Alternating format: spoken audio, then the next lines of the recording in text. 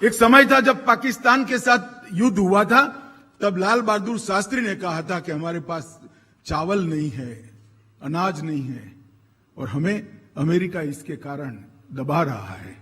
तो मैं अपील करता हूं कि शनिचर को हम उपवास रखेंगे और मैं भी उपवास रखूंगा।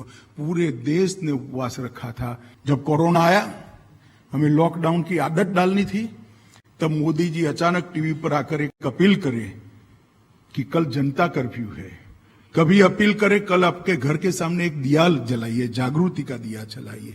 कभी थाली बजाकर सम्मान करिए जो सेवा में लगे हैं, कभी फूल बरसाकर उनका सम्मान करिए। ये सारी अपीलों को तो मैंने कभी नहीं देखा। कर्फ्यू डालना पड़ता है तो नोटिफिकेशन होने के बावजूद अनेक लोग कर्फ्यू तोड़ देते हैं, उनको पकड़कर पुलिस ले जाती है।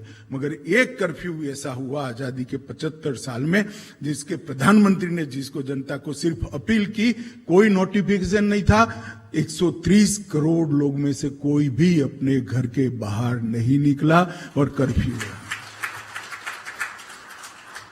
एक समय था जब पाकिस्तान के साथ युद्ध हुआ था, तब लाल बहादुर शास्त्री ने कहा था कि हमारे पास चावल नहीं है, अनाज नहीं है और हमें अमेरिका इसके कारण दबा रहा है।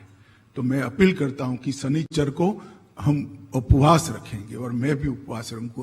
पूरे देश ने उपवास रखा था। उसके बाद लाल बहादुर शास्त्री के बाद पहला प्रधानमंत्री नरेंद्र मोदी है, सम्मान से जिसके प्रति इसकी हर बात को माना है। वो कार्यकर्ता थे तब भी परिश्रमी थे, प्रधानमंत्री थे तो अधिक परिश्रमी है। कार्यकर्ता थे तब भी मैंने काम करते हुए देखा है, प्रधानमंत्री है तब भी काम करते हुए दिखा है। दिन में 16 घंटा, 18 घंटा, कई बार तो 20-20 घंटा काम करना, सतत काम करना, अहर्निश काम करना उनका स्वभाव है।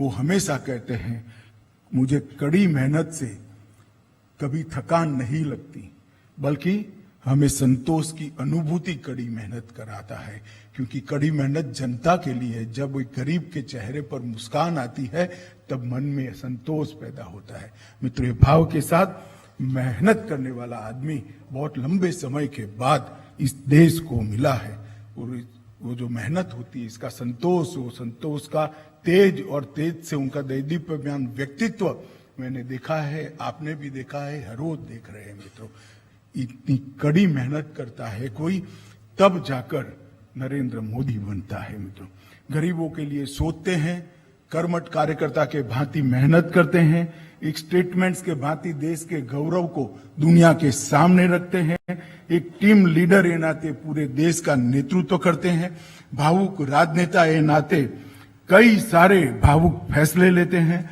निडर सेनापति ए नाते अड़िग चट्टान की तरह खड़े हो जाते हैं और उपभोग शून्य स्वामी होता है।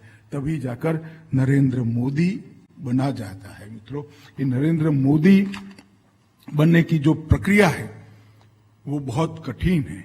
मित्रों, मोदी जी की कार्यशैली को हम ध्यान से देखें तो उनकी नीतियां जो है वो मानवता में से जन्म लेती हैं। सर्व समाज के कल्याण की भावना के साथ वो नीतियों के बनाते हैं। उनका संकल्प है नए भारत के निर्माण का संकल्प।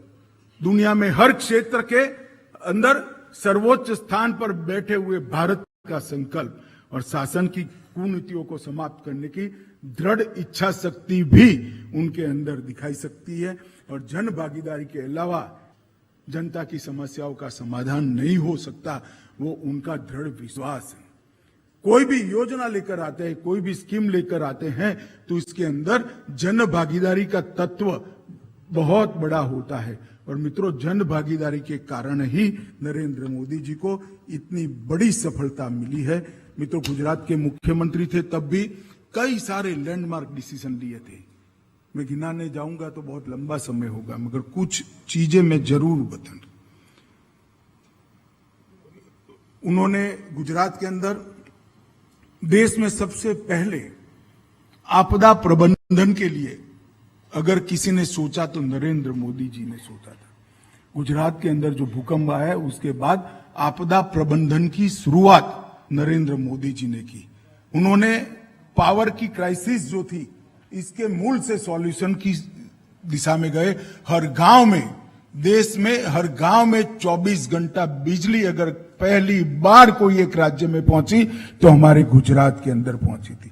कृषि महोत्सव के माध्यम से 10% का कृषि विकास दर, 10% का कृषि विकास दर देश में सबसे पहले अगर कोई लाया तो नरेंद्र मोदी जी लाए। प्राथमिक शिक्षा के अंदर 2 चीजें ऐसी है, धर्मेंद्र प्रधान जी यहां बैठे हैं, जो सबसे कठिन मानी जाती थी, drop out ratio and 100% enrolment. Modi ji अपने शासन के अंदर ड्रॉप आउट रेशियो को लगभग 0 तक ले गए और 100% एनरोलमेंट को भी उन्होंने अचीव करने का काम किया और बेटी बढ़ाओ बेटी पढ़ाओ के माध्यम से जेंडर रेशियो भी ठीक करने का काम किया। गुजरात एक ऐसा प्रदेश है जहां जल की बड़ी कठिनाई होती थी। हमारा 80% जल गुजरात के 9% हिस्से में था और बाकी 91% हिस्से में 20% जल था। ऐसे समय जल संचय के अभियान से 20 फुट से लेकर 80 फुट तक भूगर्भ पानी के जल स्तर को ऊपर उठाने का काम नरेंद्र मोदी जी ने किया। वनबंधु कल्याण योजना और सागर खेडू कल्याण योजना लाकर सर्वसमावेशी सर्वस्पर्शी विकास का एक मॉडल खड़ा किया।